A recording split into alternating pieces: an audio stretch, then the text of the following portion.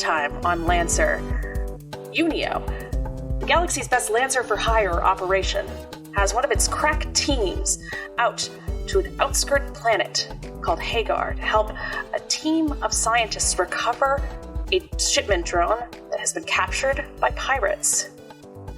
You are now in Dr. Bertrand Russell's personal office, set aside from the rest of the research facility. Dr. Russell digitally spreads out a map. The map shows more of that dark, sort of gray, icy tundra you've gotten used to on this planet. But this particular structure he's showing you, it seems to be an X formation of some kinds, land masses with small land bridges that form one large island in the middle where the shipment drone has fallen. The pirates are known as the Warriors of the Agate Cross. They've lived close to this particular, cross for most of their lives. That's why they consider the dropship their property now. They've got a few of their guys trying to extract it. Luckily, we do have safety protocols in place. But, no door lasts forever. Ain't that the truth? As you can see, you've got 4 points of entry. All of these come from various mountain passes that are perfectly passable in your mechs. You can come in any direction you want, but the Agate Warriors do have, it seems, troops stationed at every entrance. You'll have the advantage in that they don't know you're coming. But beyond that, I don't see many advantages at your disposal. Again, it's really of the utmost importance that you don't damage the ship. What if they damage the ship? We're hoping they want what's inside more than they want to blow it up. But do what you can to keep them away from it. Or, Alice pipes in, just kill them before they have the chance. A nod. I mean, we do work for Unio. So, I've never been one for military tactics or whatnot. I think I should leave that up to you. Yeah, I think if, I don't know, we're in the future, right? I think Derrick will start, manipulating this digital map that he has spread out. And I think he would indicate the, northwest corner quadrant and say, it seems like their defenses are weakest over here. So this is probably our easiest point of entry. Now, how large is this ship? Is it something that will be able to move on our own? Or, is it a group effort sort of thing to move it? Once you've disposed of the pirates, we can come in with a retrieval vessel. He points outside of a window, and even through the sort of snowy, smoky haze, you can see a largish transport ship out there with some scientists attaching what seems to be some sorts of hooks, robotic arms to it. At that point, we won't have any trouble carrying the ship out. We just don't have the firepower to clear them. Okay. So this entire plan is resting on what the doctor has so eagerly asked us to do multiple times, which is to take out all the pirates. I don't really see any other way out. Believe me, we've tried speaking to these people. They won't listen. Okay. I think it is a pirate adage that salvage law does not matter when violence is applied. I suppose. I'm not really well read on pirate law. It is not a law. It is an adage. Right you are, Fish. One other thing. These land bridges, they're not as sturdy as they might look. Try to avoid hitting them with any direct fire. They could collapse. Good to know. And the temperatures, they're not going to be forgiving for your mechs. Sorry about that, but it should help with overheating at least. Oh, yeah. So sorry, table question. Yeah. Mechanically, there's this big X. This is a big X. We can only come in from one of the legs of the X, and if we get pushed off of that, we fall to our death. No. So table rules. Here we go. Just me speaking out of character, telling you about this map. This map is going to take place in freezing cold temperatures, which means that if your mech does not move or boost on your turn, you will start the next turn impaired. However, you also have resistance to all heat damage, which means that if you are hit with heat damage, you get to have it and then round up. The land bridges are 3 spaces above what's beneath them. If you fall, you will take fall damage according to that.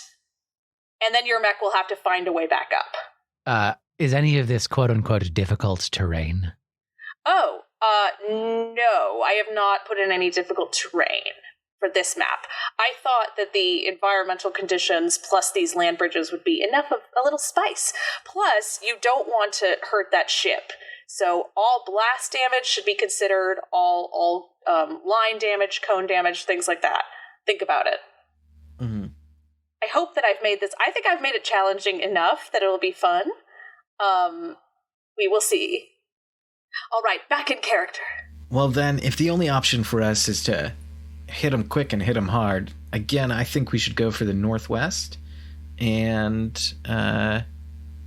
he puts his hands together, cracks his knuckles, and says, "Let's get quacking."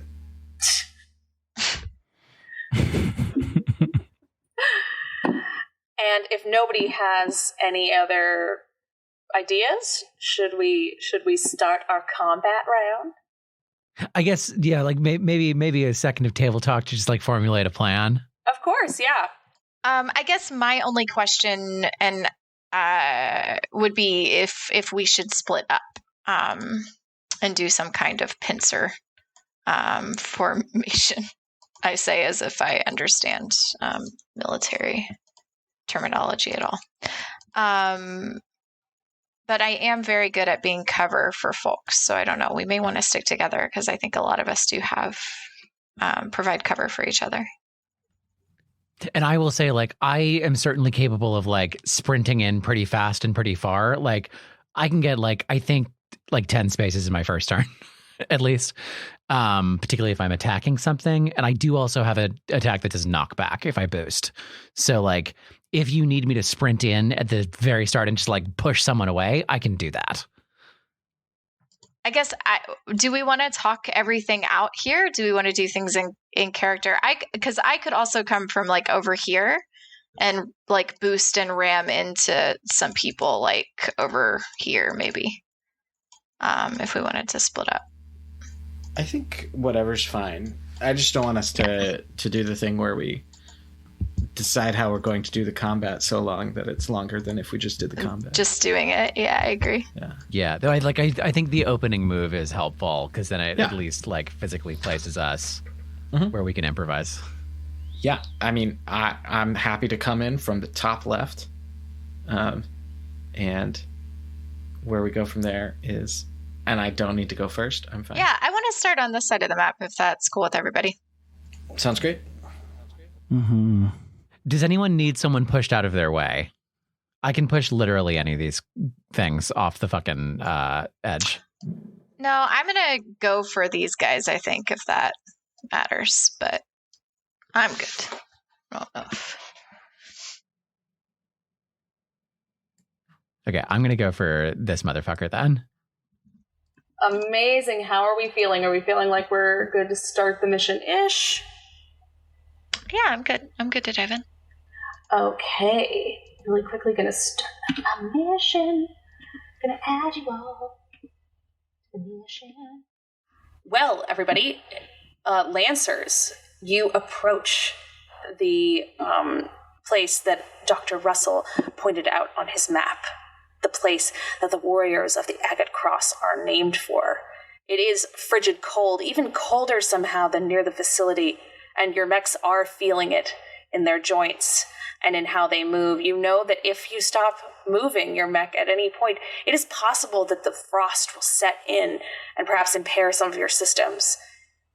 You see a large group of mechs surrounding what seems to be a medium-sized drone dropship. two individuals dressed in orange suits. They look warm and worn, a little frayed at the edges. They are currently working on the outside frame of this drone, which doesn't seem to have any apparent doors, but you can see they have what looks like standard torch guns, maybe some soldering irons attached to batons. They're clearly trying to force their way into the ship to get the contents. Now, none of these mechs seem to notice you just yet, which means Lancers have the first move. So we decide who goes first. Ben, do you want to charge in? Britt, do you want to charge in? Sure. Go for it. Okay. Cool. Yeah, so I think it is funny to have the Evergiven come in first because it is so big and probably very loud. And I think even as it moves across this bridge, there is maybe a moment where the bridge shakes a little bit and Decency feels very nervous. But they move in fairly quickly. We're going to go at 1, 2, 3, 3-ish. And then they're going to boost in here, and they're going to ram in to this mech right here. Okay, yeah, I should probably roll before I try to describe how cool I am or anything. Cool. Boosted. I'm going to ram, and I get +1 accuracy. Okay. I hate CompCon. That feels bad. No. I had a 9. It happened like last time. I had a 9, and then I added the +1 accuracy and gave it a 4. I think just roll a d6. You rolled a 9. Roll a d6 and add it to it. Okay, I'm going to stop doing the +1 accuracy in this system if it doesn't auto do it. Okay, it was 4 on 6. So that's 13. That hits. Cool. So it knocks my target back an additional 2 spaces, which actually I believe means if I ram a target back to 2 spaces, it's going to ram into this guy in the back. Hell yeah. And the other, this big guy, if this applies to him or them, must succeed on a hull save or be knocked prone. You bet.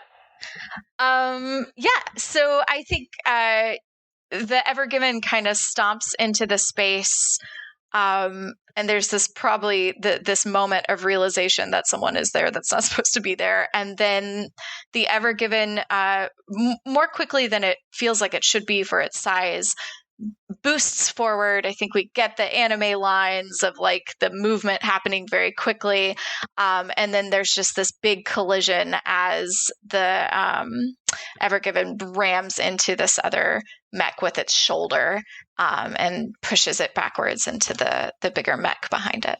Oh, and immediately Decency, as the Evergiven emerges onto the scene, all of the pirate mechs turn towards it, realizing that somebody is there to mess with them. We're going to quickly do that hull save on our Goliath here.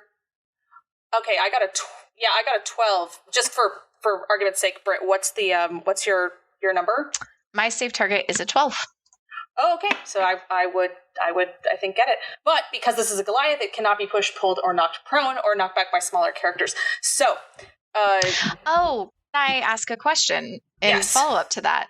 The other part of my Juggernaut skill is, or talent, is if I ram a target into an obstruction large enough to stop their movement, your target takes 1d6 kinetic damage. Would that apply here to the smaller mech? I think so. It would stop its movement, meaning it's knocked prone? Meaning if the smaller mech is getting rammed into the larger mech, and because the larger mech can't be knocked prone, it means the smaller mech has to stop against it. Would it count as an obstruction? So like the Spectre mech rams into its bigger friend and takes damage. Yeah, roll me that 1d6. Of it. Okay. It's a 6. That's a 6. Oh, okay. That's lovely. Do me a favor and describe how freaking awesome this ram is. Like, you ram the Spectre, and what do you see happen as it crashes into this Goliath? I think I don't want to go into a lot of detail, but I think it's a little crunchy and gross feeling in that, like, the Ever Given, I can't believe I'm going to have to say that name every single time I talk about this one. I did this to myself. The Ever Given does that ram with its shoulder, just this huge shoulder, into the smaller mech, and the smaller mech, practically flies backward into the larger one, and you can feel its body kind of crunch around the larger mech a little bit as it takes that bit of damage. Yeah. Hell That's yeah. what it feels like. It crunches, sort of got an imprint of its friend in its back. Alrighties. Now, the Ever Given has made itself known, and the warriors of the Agate Cross are not thrilled. Decency, you sense from behind you a flying mech of some kind is going to move a few spaces in. She, for it's a very feminine-looking mech, sort of hovers off the ground and floats along, and a voice actually emanates from this mech, and it is a beautiful sort of melodic, high voice, and she will refer to this mech as she says, "You have no right to be here. This landed within our territory, and as by the rules of our society is ours to claim. And our witch here is going to, first of all, during their turn, they immediately turn invisible. So we're just going to go ahead and bloop. You watch as she said that, she disappears. And we are going to go ahead and do, for the first quick action, a tech attack. This is actually called a teardown. So we are doing a tech attack. You are within my sensors. And I think that for a tech attack, I just, once again, I roll a d20 and I'm trying to beat your E defense. Does she get anything with this? Oh, and I get a +4 attack bonus, and I get 1 accuracy. So that's +4. Oh, and she got a 6 on the d6. So that is a total of 14. Oh, yeah, that definitely. Which hits. So on success, you immediately take 2 heat damage, but because of your resistance, that's only going to be 1 heat damage. Yes, I'll say too, the Drake has resistance to damage, burn, and heat from blast, burst, line, and cone attacks, just to bear in mind as we go forward, yeah. Okay, so any physical heat and burn attack you have resistance to, but this is a tech attack, so. Great, and so you are going to take, let me take a quick note, 2 heat, but remember it's half, so 1 heat damage. And for their next turn, they are going to boost. And that is going to be the end of my turn. I was just going to quickly say in response to the witch that that Decency is probably in the mech flipping switches and doing things, and there's like lo-fi music playing in the background over their speakers. And they'll mutter to themselves, "I don't much disagree with that, but I have a job to do," and then flip a few more switches. Well done, well done. All right, who's going next for the Lancers? I would love to go next if that's possible. Mm-hmm. All right. So 18,000 in least concern, which again is basically a giant serval with fiber optic fur and a lot of scary looking laser claws and tail. First activates his ramjet. And you just hear like a as the engine goes overdrive and like a big flame comes out of the ass. He takes 2 heat damage, but then a cold wind sort of turns that into 1. He moves 1, 2, 3 spaces, squeezing between Hatuey and Derrick, saying, "Excuse me," over the loudspeaker, and then activates this ramjet in full, boosting 7 spaces, because this ramjet basically allows me to boost 2 more than my maximum movement, which is 6. So 1, 2, 3, 4, 5, 6, 7, right past this motherfucker onto their other side.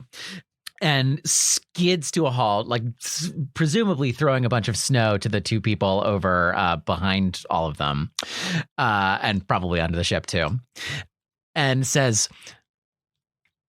"Salvage law is meaningless when violence is applied. Please clap." And then skirmishes with his war pike. Now, I could do this from farther away, but I wanted to do it from this distance because my ramjet allows me to basically both attack and ram and push someone back too. And if I knock this person back in 2 spaces, they fall down a big hole. So I roll to attack. I get a +1 because it's my first attack with a main melee weapon with my partisan synergy, and I roll that plus my attack, and I get a 15. Does Hell that yeah, hit? that hits. Great. So I'm committing that. That's a hit. Okay, and then I do. That is 3 kinetic plus 1 explosive damage. I have used one of my thermal charges, which basically, like, this lance, which is my tail, stabs into this mech and then explodes, pushing it back 2 spaces, causing 4 damage. Hell yeah. Alrighty, so boom and boom. So but because so there is a little island here, but I think that we're going to go ahead and say that it falls because it's sort of getting pushed across this cavern. It's going to fall right there. So first calculate your damage, and I'm going to calculate the fall damage. Great. Yeah, so it's 3 kinetic and 1 explosive damage. Oh, okay, great. So 4 damage. Quickly going to my CompCon. It takes 3 damage from the fall. So it is pretty messed up looking at this part. 18,000. How do you watch the Spectre fall? 18,000 does not watch the Spectre fall. Basically, has hit with tail, skids around, and using 2 more movement, using 1 more movement, skids 1 space forward to right next to where that other mech was, a little farther away from the others, ready to strike. Hell yeah. And I mean, presumably a lot of snow is like flying behind his mech as he's doing all of this, sliding near the ground. Yeah, just like the tundra's going wild, like that ashy gray snow is getting everywhere. I'm not going to apply soft cover for this because I don't think it's that thick. And also everyone is now so close to each other, like I just don't think it would really apply. But yes, that icy tundra's just going all over the place. All right, it is going to be my turn. And I think that archer up there is not thrilled with what he just saw. So, the archer is going to use their class effect. It's called Suppress. The archer loads up his gun. He's going to point it right at 18,000. The archer will choose a target within line of sight and range 10. They become impaired, and the archer gains the moving target reaction. This effect lasts until the archer uses moving target. The target damages the archer and leaves the archer's line of sight, or leaves the archer's line of sight. The archer is stunned, jammed, or destroyed. The archer chooses a new target for the action. Okay, so that means 18,000. You are suddenly impaired. And that automatically hits, or can I attempt? It does automatically hit. It's just an effect. Is it? Oh, got it. It's because it's not a main melee weapon. Sorry, I was looking at one of my abilities. Yes. When I read this, I read it as like suppressing fire, and so he's like unloading at you to keep you pinned down. Yeah, I believe that it's... So the archer sees what 18,000 just did to his friend, pushing him off the land bridge, and he starts to fire, suppressing fire. 18,000, you're not prone, you're not at all unable to be mobile, but you are slightly pinned down by this, or at least we're going to go and say that everything is going to be more difficult for you. Great. And sorry, I'm adding impaired, right? Yes, it's impaired. Added. Okay. The archer is just going to go ahead and use their light machine gun in a skirmish. This is a reliable weapon, which means it hits even if it misses, but it will hit for... It's a less damage, on a miss. Great. Okay, we're going to go ahead and roll a d20. They have a +2 attack bonus, but no... I don't think they have any accuracy bonuses. Yes, they do not have any accuracy bonuses to this roll. They got a 10. What is your evasion? 14. Oh, it misses! The archer tries for a light machine gun blast amid all of its suppression fire from its shoulder cannons, but 18,000, you're still able to dodge out of the way. And that is going to be the end of the archer's turn, though they have set up a reaction as part of their suppress move. Its reliable should hit, so it should still do some damage. You're right, I'm sorry. It's going to do 3. Oh, thank you, Todd. 3 damage done. 3 damage. Thank you so much, Todd. So the archer shoots at 18,000. It's a glancing blow, but it still does 3 kinetic damage. A bunch of fur is flying off. And that is the end of the archer's turn. Jovane, do you have a sick idea, or do you want me to take care of that archer? I'll let you take care of him. Yeah, thanks. Okay. Dip.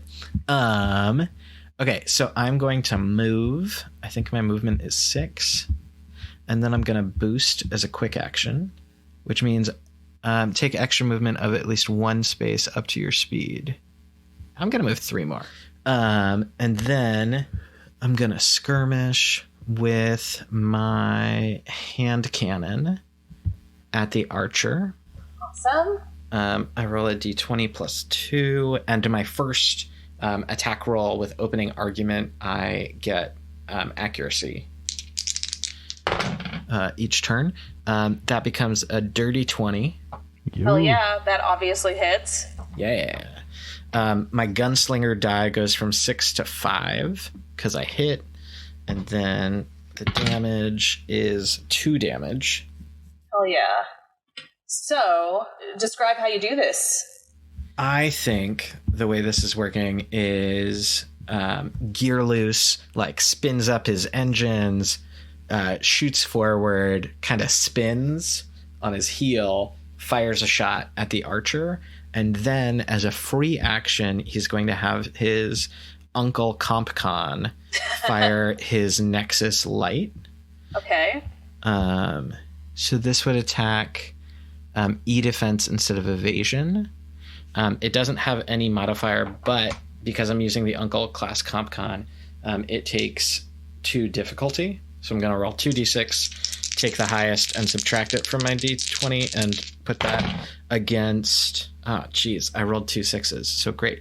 Is the archer's E-defense 11? It is lower than 11. It's lower than 11. Awesome.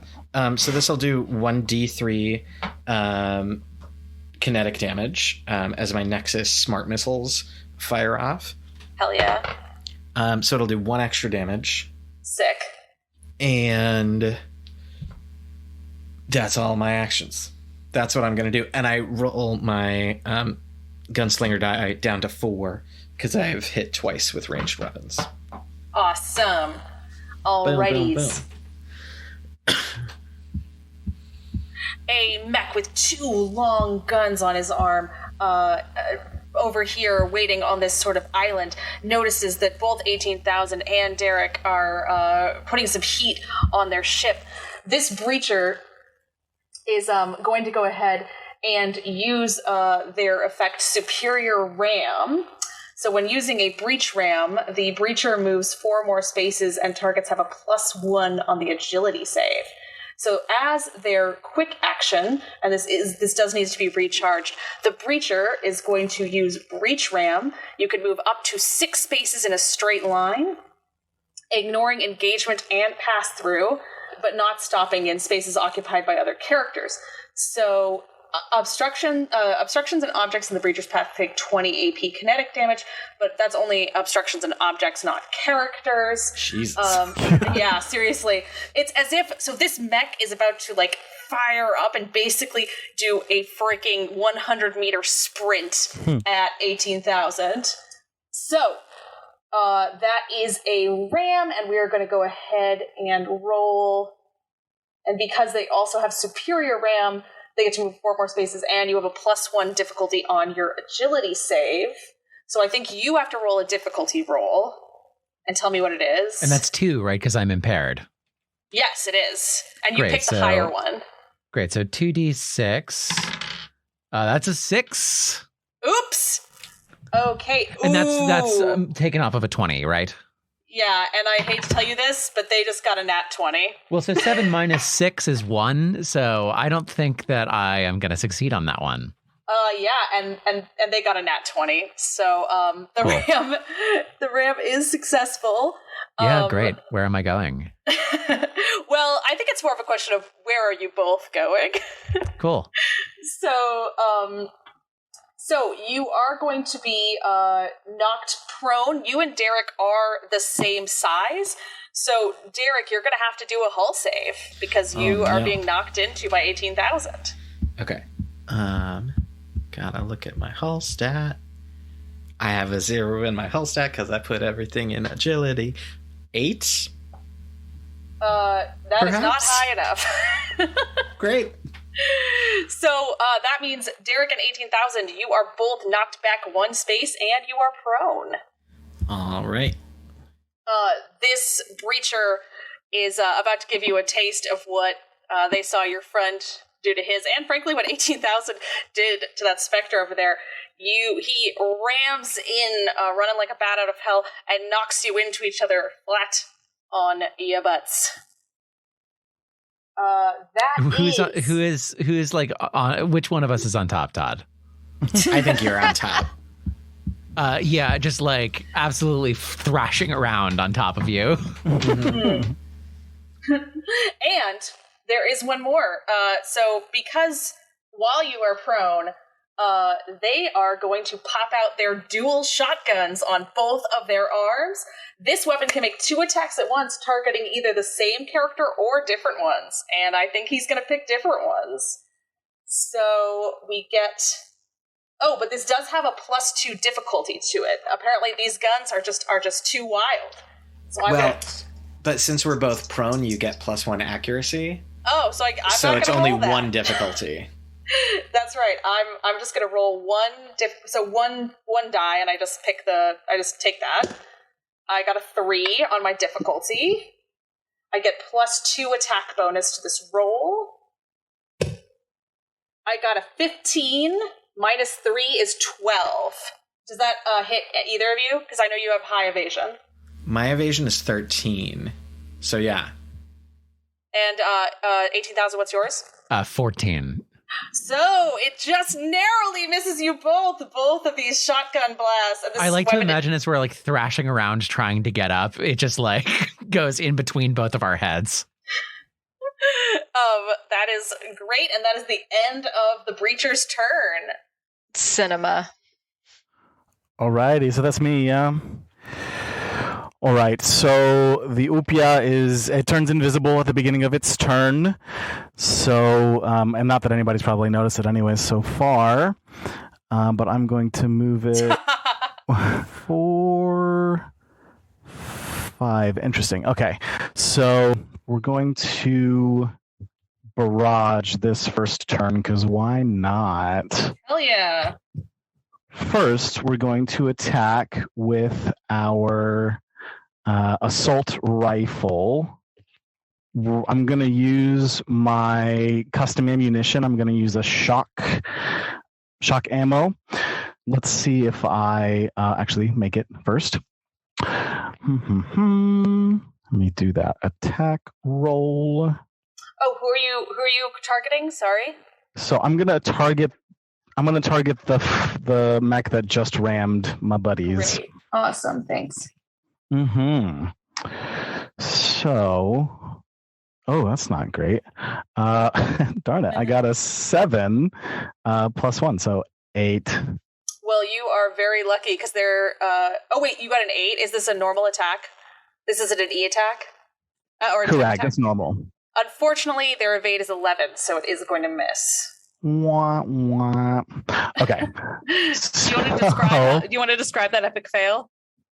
Yeah. So maybe the Upia like climbs over, and then one of the legs slips on the ice, and it just throws off the aim of that first shot. And then there's an ox ranged weapon on the same mount, so that is going to attack. Oh, sorry. Okay, but this first one, I have a reliable 2, actually. Oh, okay. How much damage does it do?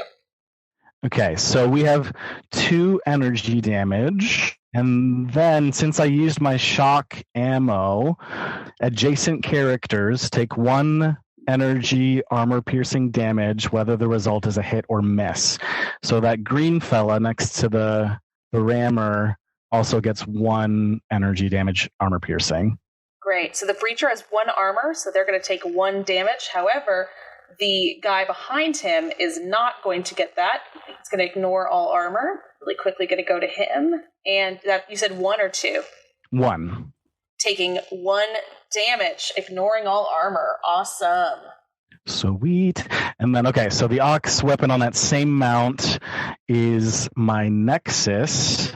And looks like I got a 21. Oh my god, that's a crit! Hell yeah!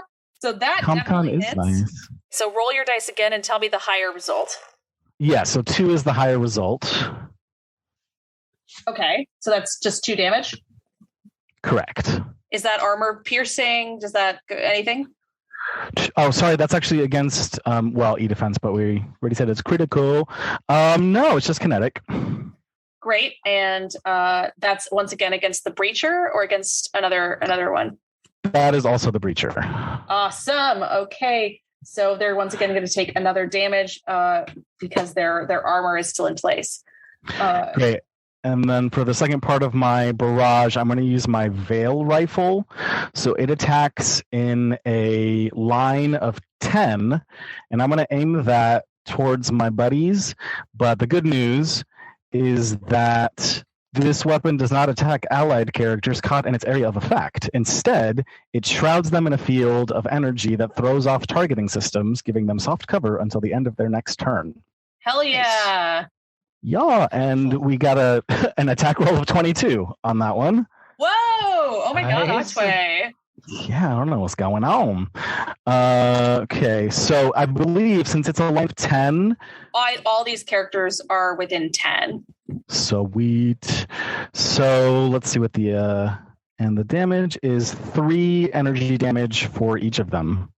Nice. For each of them. Okay, great. So that's 3 energy damage. No armor piercing or anything like that? Correct. Great. 3 for each, which means that our first Goliath over there is going to take... Actually, 3. It doesn't have any armor. It just has a crap load of HP. So it's going to go ahead and take 3.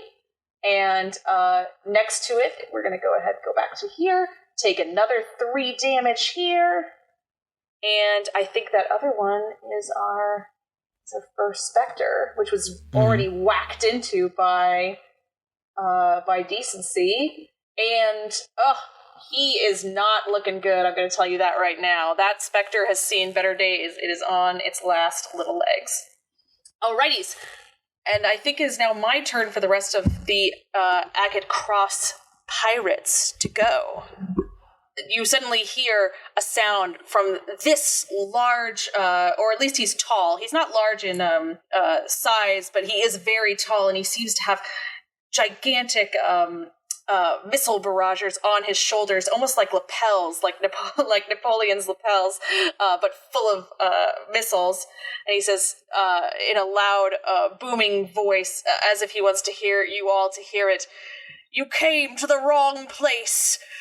And he is going to go ahead and he is going to use his Javelin Rockets effect. The Rainmaker chooses 3 free spaces within the line of sight and range 20 that are not adjacent to each other. All characters know which spaces have been chosen.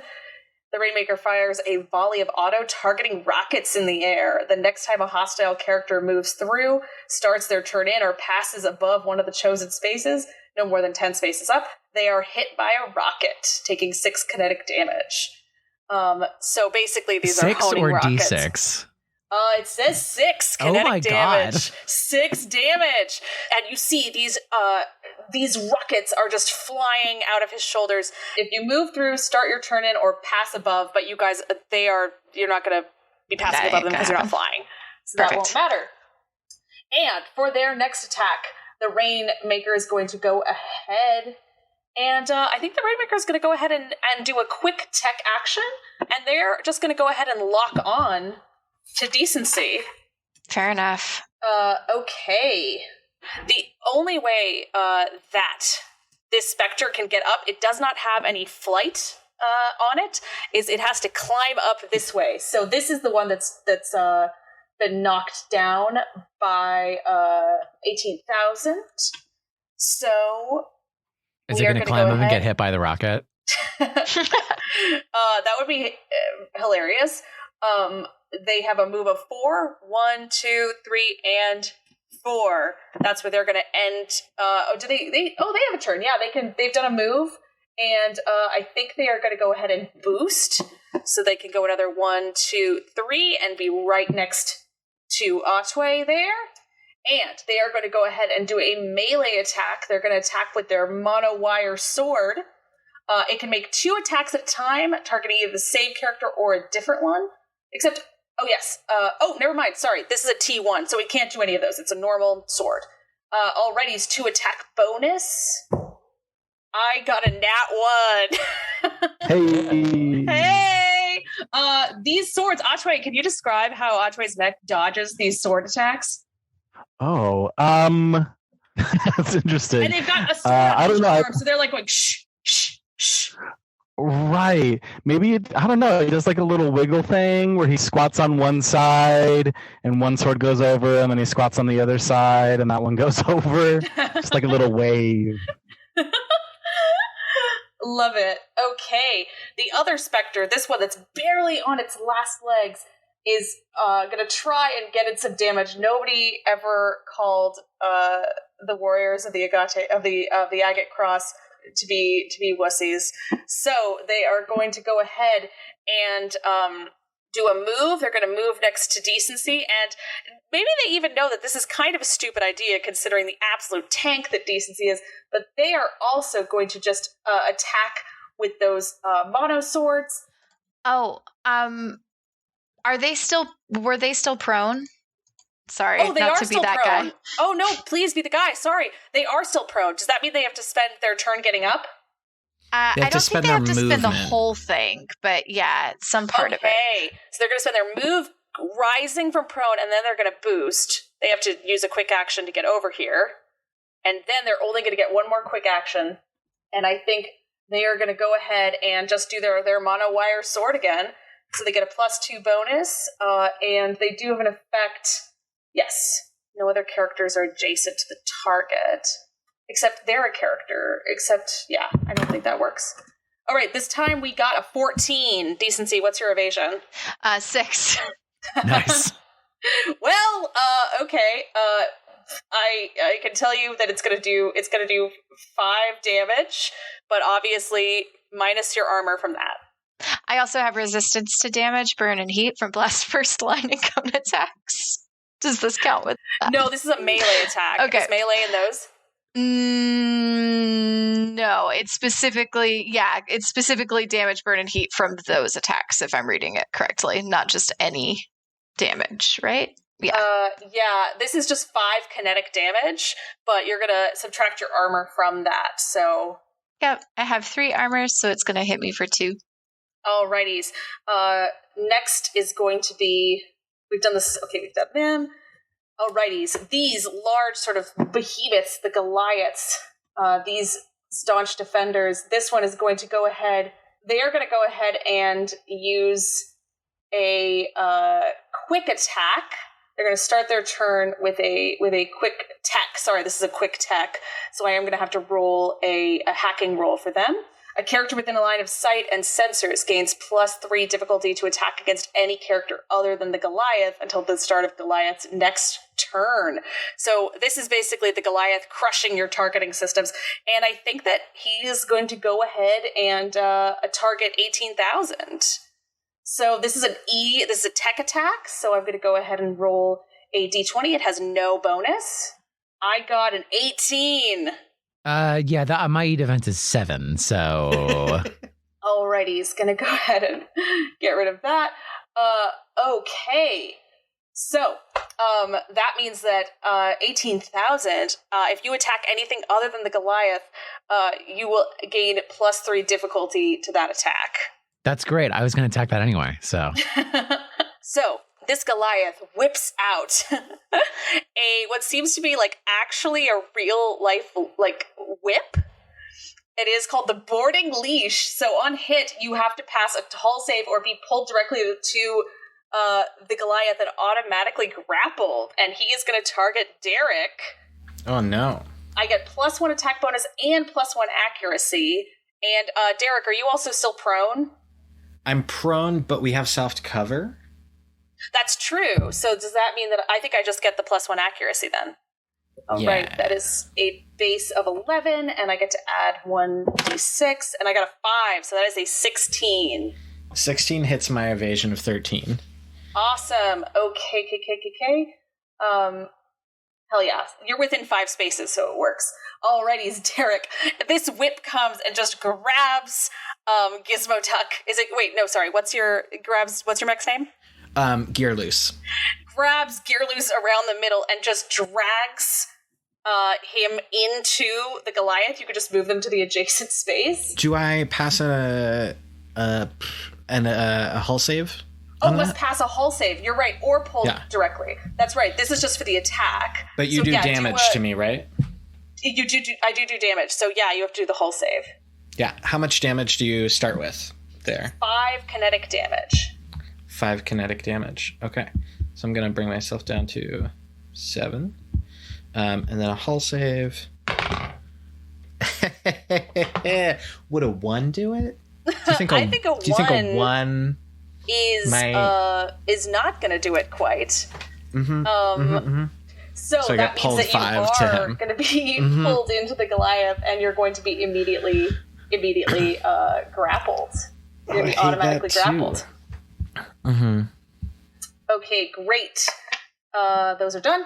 And finally, we're going to go to these little guys over here. These are our scourers, our regular sort of, they just seem to have lances and guns on them. So they're going to go ahead and move. I believe they're going to try to get over, to Decency here. They are going to use their move to head over here. They're going to try to surround Decency as much as they can. They are going to go ahead and attack with their thermal lance. Now, Decency, did you say that you have resistance to, it looks like, energy damage? No, and it's only with blast, burst, line, and code attacks, but it's damage, burn, and heat. So I guess all damage, burn, and heat from those types of attacks. Amazing. And so they are going to go ahead and attack with their thermal lance, which is their... Oh, I'm so sorry. This is not actually a lance. This is a gun. So I'm going to move this back. It's a cannon. My bad. All right. So the Scourer moves towards Decency and whips out its thermal lance cannon. I get an attack bonus and I get +1 accuracy. I got an 18 and I got a 3. So that is a 21. And so you are going to take 6 energy damage minus your armor. So is this a line attack if it's a cannon? Yes, it is a line attack. So I do have resistance on that, yeah. Hell yeah. So that means you're going to have the damage and then round up.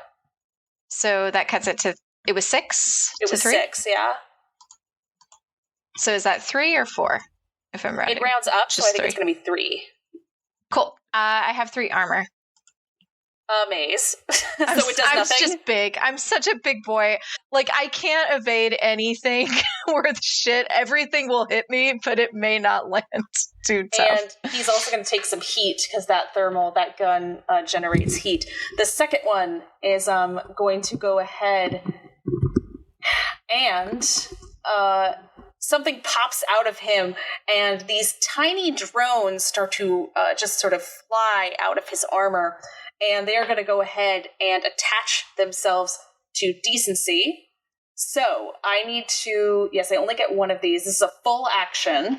1 D3 miniature drones attach themselves to a character within line of sight and range 10 and begin drilling into the target's cockpit in 1 D3 plus 2 rounds. So I need to roll a D3. I hope you don't mind. I'm just going to roll a D6 and have it with...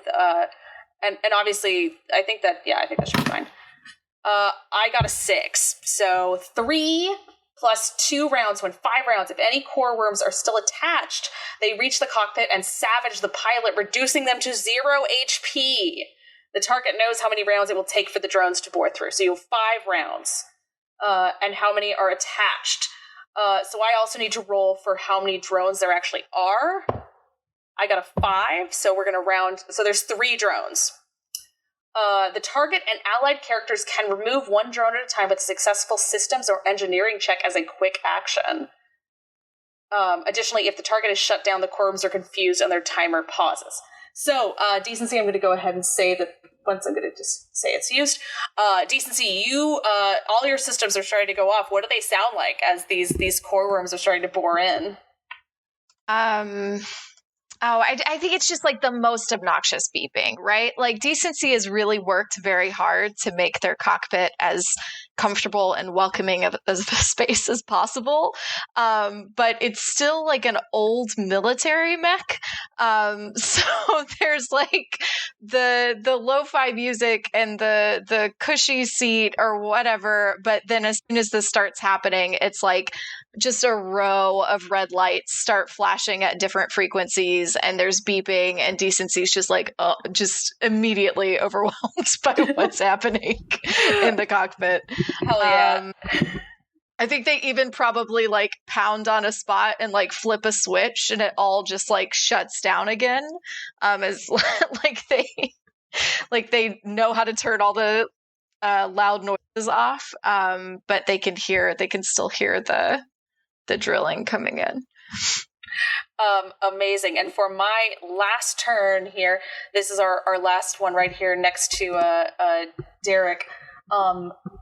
They are going to go ahead and use their melt effect as a quick action. They're going to make a ranged attack against an object, deployable, or drone within range 10, dealing 20 AP damage energy on a success. Remember that can't be characters, but they are going to be objects. And they are going to go ahead and shoot for this bridge right here, attempting to knock it down. Basically trying to avoid any chance of you escaping. They are going to go ahead and start to blow these little land bridges they've made. So we need to go ahead and do ranged attack. I mean, I think I just have to, because I'm not attacking a character, I think I just have to roll, and I got a 3. Oh no! I'm not beating anything with a 3. I don't care what it is. So they fire off this substance trying to melt this bridge, but they miss completely, and it just lands within the crevasse down here and sort of just sizzles into nothing within the snowy tundra. And so they are actually just gonna go ahead and move this. Steam. They're gonna go ahead and do a move action, and they are going to 1, 2, 3, 4, so that they can start to pincer Hatuey there. And that is going to be the end of my turn.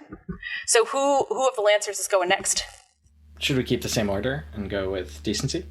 Yeah, I'm down for that. Okay, so Decency, what are you thinking of doing? You're kind of boxed in here.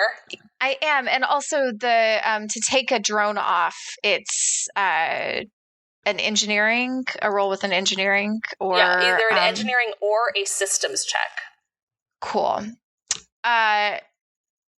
Cool. So I think Decency is in their cockpit, and they're kind of muttering "damn, damn, damn, damn, damn" to themselves. Unironically, they are not being clever here. And I think they, pull a lever or something small over here, or move, a cord somewhere else, and the Ever Given's arm is going to jet kind of come out to the left, and let's say there's a hole in the palm of what would be its hand, its left hand, and a frag grenade is gonna get thrown out of it. Oh, awesome! To mechs. All characters within a Blast 1 area must pass an agility save or take 1d6 explosive damage. But on a success, they still take half damage. And one more time, what's the radius on that? It's 1, so it's not going to hit the person, but it is going to hit the 2 mechs. The 2 mechs. Awesome. Decency, you certainly are decent. Okay, great. I do my best. Under bad circumstances. Alrighty, so go ahead and roll that for me. All right. It's a 4. They have an evasion of 8. Is that it? You don't get any Oh wait, no, they have to pass an agility save. I was rolling they damage. Have 0. They have 0, so they're gonna absolutely get hit by that. Perfect. And the damage was 4 is what I was rolling. Yeah. Hell yeah. So they're both gonna take 4 damage. They have armor 2, unless is it armor piercing? I don't think so. No. Okay, great. Both of these guys are taking 2 damage from that grenade going off right in their faces. Hell yeah. And I think this is kind of happening at once. Like the left arm is kind of going out and, shooting out this frag grenade, and Decency is almost standing up in the chair or in their seat to reach another reach another switch or something. And multitasking. I don't know if this is how it works, but I would love to try and roll removing one of these drones with an engineering. And I kind of imagine what that looks like is if it works, would be like the Drake trying to push another hand down the front of itself to knock one off or something like that. To pull out a nasty worm. Yeah. Great. So you need to get a 9 I rolled a 9 and I have 2 engineering. Hell yeah. Nice. Yeah. So can that just look like the Drake just brushing one of these off with a quick hand motion or something? Yeah, they haven't burrowed in too far yet, so you are able to brush one off, and I believe that means you're down to 4 worms. Oh, was it? I thought it was 3. Oh, sorry, you're down to 2 worms. You are now down to 2 worms, with 4 rounds left to get all the worms off. Beautiful. Alrighties. Is that going to be the end of Decency's turn, or do you want to move as well? Don't let the ice set in. I know, but it's also, if I move, I'm going to have to deal with, I'm surrounded by these rockets, and there's this guy who wants to fight me. I think maybe it doesn't even feel like a intentional movement. I mean, it has to be, but it's kind of part of all this kind of quick flailing Decency's doing in the mech. And I'd like to move back to here. Awesome. Great. You are playing with fire, my friend. You are very close to those Rainmaker rockets, but you managed to avoid them. So Decency just sort of takes one step to retreat. Alrighty, so I think it is now my turn. Once again, the witch disappears. And you hear her voice one more time coming across the loudspeaker. Heed my father's warning. We will show mercy on you if you retreat now. And she's going to go ahead and use another tech attack. I forgot also, unfortunately, Decency, her teardown attack at the start of her next turn, the target that she targeted takes 4 extra heat at the start of her turn. So you're going to take another 4 heat, Decency. Or is it beautiful? 2? Is that halved? Oh, it is halved because of the ice. Beautiful. She is now going to use Predator. Actually, no, she's going to do that again. She's actually going to use Teardown again because that's just a normal quick tech for her. She is going to go ahead and this time target. I think she's going to go ahead and target Derrick over here. So she is going to do a quick tech roll. She gets +1 accuracy and a 4 attack bonus. She rolled, well, she's going to need it because she got a 3 on the day 20, so that's a 7. And she did get a 6 on her accuracy roll, so that is going to be a total of 13. What's your E defense, Derrick? 7. She's fine. She's doing great. She's doing awesome. She's a star. She is the moment. Alrighties, Derrick, you're She going to really take... had us in the first half. Derrick, you're taking 2 heat damage halved by the ice tundra, so that's 1 heat. 1 heat. Got it. The witch is going to go ahead and use another quick tech. This is called pain transference. The witch makes a tech attack against a character within sensors. On a success, anytime the target gains heat until the end of the witch's next turn, all of their allied characters within range 5 also gave them the same amount of heat. Oh, no. So she is going to go ahead and target 18,000. She gets a +4 attack bonus, but no accuracy on this. Oh, and there would be 1 difficulty for the Veil rifle from Hatuey. Oh, that's right. I think I got true. pulled out of it, but... Well, that's not going to matter because she got a nat 1. So Hey. that is 18,000. How do your systems just say hell no to a hack? Yeah, I mean, I think 18,000 like personally has some e-defense like in his actual like head, like cat head, but yeah, the some of it is like carried over to the system. So I think like probably she just accidentally tries to hack his head, and it's like, no, that doesn't work. Hey, we all make mistakes, right? Yeah, and I mean, I think as he realizes he's being hacked, he says, "Tell your father to suck my spiky cat dick."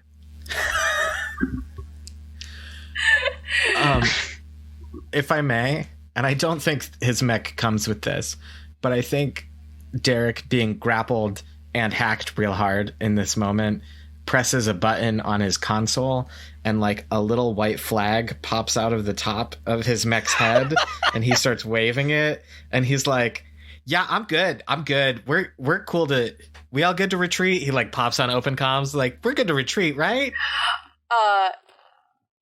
So these 2 pirates here that have been working really hard at trying to open this ship, they yell out to each other. It seems like one of them has managed to barely breach the hull.